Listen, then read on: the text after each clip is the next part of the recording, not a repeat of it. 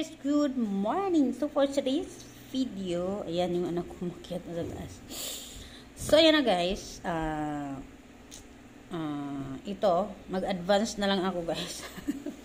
Hindi pa nag-umpisa yung bakbakan nila guys, no? Pero ito, magbibigay na ako ng aking advance pick, no? Yung napupusuan ko talaga na magiging last two standing. Sobrang aga ko mag-judge. Ang bilis ko mag-judge. Pero anyway guys, talagang from the start pa lang talaga. Ayan. So, last time guys, ay nag-pageant vlogs ako nung time ni Rabia Mateo. After that, after ng pagkatapos ng ni Rabia Mateo, hindi na ako nag-pageant vlogs.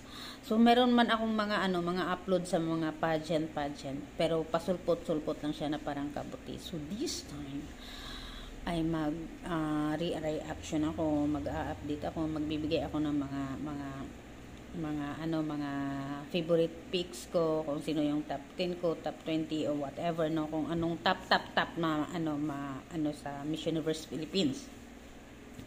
But I have my last two standing na mga ladies. So, ayan, sila yung gusto kong magiging last two standing. Gusto ko silang papasok dalawa sa top 3 at nang magbakbakan sila dalawa sa Q&A. So, para malalaman natin kung sino ba talaga yung ipapadala doon sa Mexico. Na yung total package na talaga na sa kanya na ang lahat, na hindi mo na kailangan na pintasan pa, uy, ganito kasi kulang siya ng com skill, ganito, ganyan, hindi pwede, ayan. So, maraming nagsasabi na ibibigay daw kay Atisa Manalo yung corona. So, hindi pa naman natin alam talaga yan. Kasi, hindi naman pwede porket naisipan nila, ibigay talaga kay Atisa yung corona. So, what if pagdating ng final, talagang may sa shine talaga na mas mahigit pa kay Atisa Manalo. It depends on Atisa kung paano niya talaga i-work hard para masungkit niya yung corona at mag-represent siya sa Miss Universe 2024 doon sa Mexico. Kung talagang makikita natin na deserve talaga ni Atisa na manalo, so why not, diba?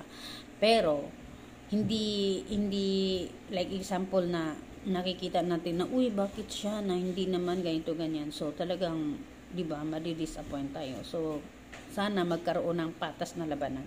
So, for now, guys, talagang ang support ko ay kay Alexime Brooks. Talagang siya ang pinaka-gusto ko talaga na manalo sa Miss Universe. Kaya, todo yung support ko, guys. Minsan, nababash na rin ako sa comment section, pero okay lang.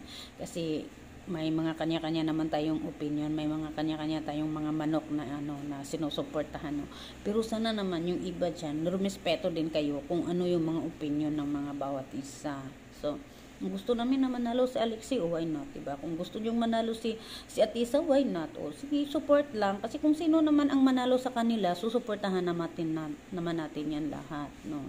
Kasi magdadala ng bandila yan ng Pilipinas papunta sa international competition. So, 'di ba? So for now, guys, suportahan niyo na lang kung sino yung gusto niyo.